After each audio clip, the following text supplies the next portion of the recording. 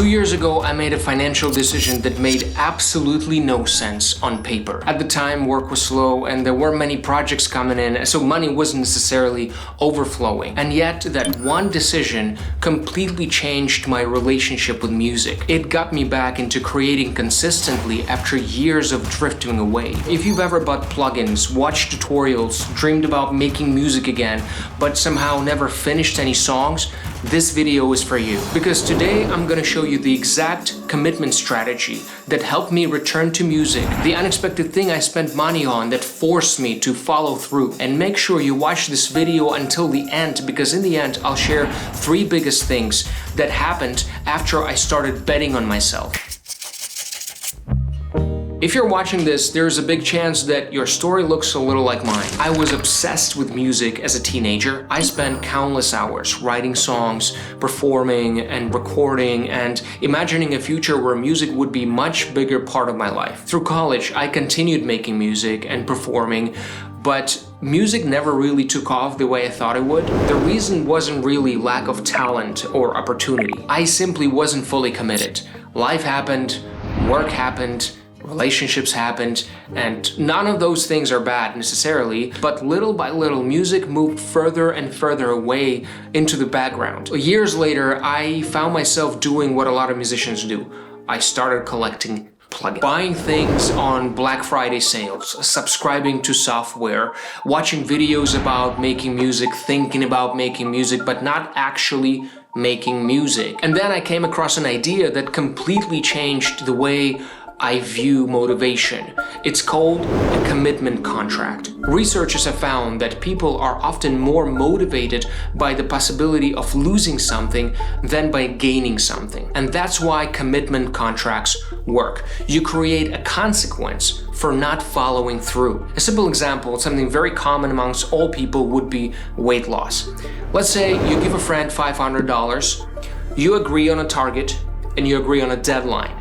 If you hit the goal, you get the money back. If you don't hit the goal, the friend keeps the money. And suddenly the goal feels very real. Now let's apply the same idea to music. Ask yourself, what's an amount of money that would make you uncomfortable to lose? Not life-changing money, not like rent money, don't, sell your liver or whatever, like none of that stuff. Enough money that you genuinely care. Then set a goal. And here's where most people make a mistake. They make the goal too big.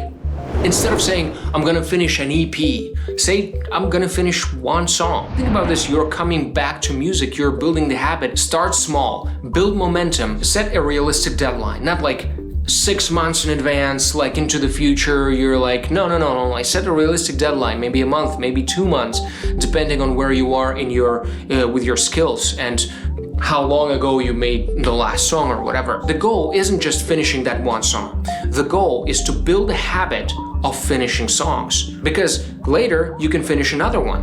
And then after that one, you can finish another one. And then before you know it, you look back and you realize you've built this body of work that you're proud of. Now that's one way to create a commitment contract, but I found another way. And honestly, that's the one that changed my life. I work as an actor and producer. Around 2 years ago, the work was very slow, everything was dry, and around January, February, I decided to challenge myself. I decided to sit at the piano, play, improvise, cut it, do a little snippet, and put it on Instagram. Nothing fancy, just like literally pure inspiration. And I started to show up. I started to show up every day. I did it around like 20 days or something like that. And then something unexpected happened.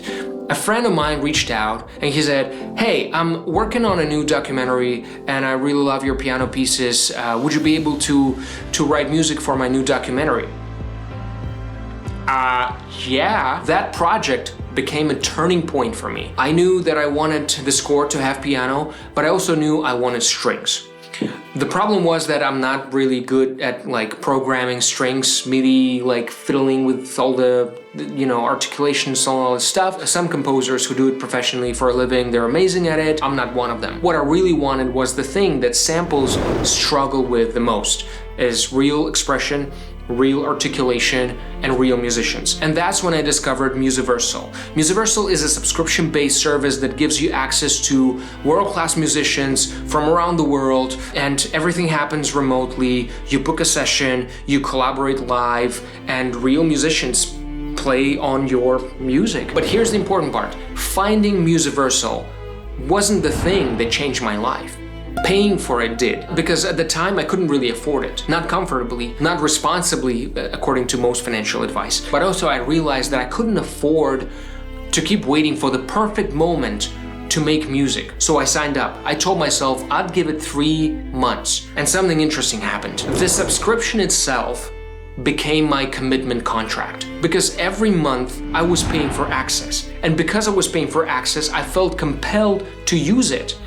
If I book a session, I needed music to give to my session players. I needed tracks. I needed something, that they could add to. There was suddenly a real cost to doing nothing. And that changed everything. I've now been a Musiversal member for over 2 years.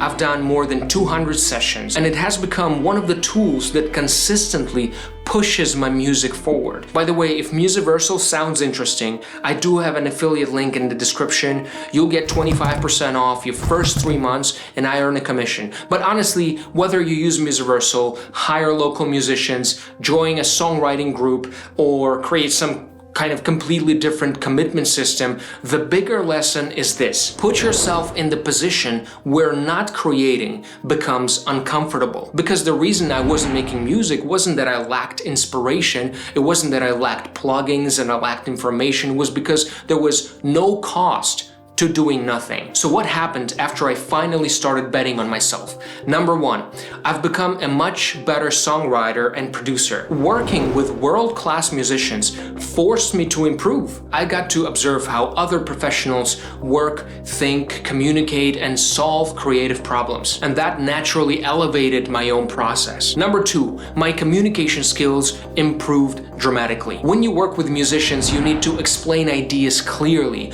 You need to describe emotions, references, arrangements, and intentions. And after more than 200 sessions, I've become far better at translating what's in my head into something another person can actually understand. And that's an incredibly valuable skill to have both inside and outside of music. Number three, I gained confidence in myself as an artist. Before all of this, I had a lot of unfinished ideas, half-finished songs, sketches, and projects sitting on hard drives. And when you don't finish things, a strange thing starts to happen. You begin to question yourself. You start wondering whether you're actually capable of turning an idea into a finished piece of music. But every time you complete a song, every time you release something into the world, you are building evidence. Evidence that you can do it again. Not because every song is great, not because every idea works, but because I've proven to myself over and over again that I can finish. And as simple as it sounds, the confidence that comes from finishing things is something no plugins and courses and gear can give you. The biggest lesson I've learned is simple. Motivation is unreliable. Inspiration comes and goes, but commitment changes behavior. Sometimes the fastest way to get back to music isn't finding more motivation. It's creating a system that makes quitting harder than continuing. Because on the other side of that commitment isn't just better music, it's a stronger belief in yourself as an artist. And in the next video, I'm going to take you inside real Musiversal sessions of mine, and I'm going to show you exactly how I prepare tracks, communicate with musicians, and turn rough ideas into finished recordings. So if you've ever wondered what the process looks like, I'll see you there. Peace out.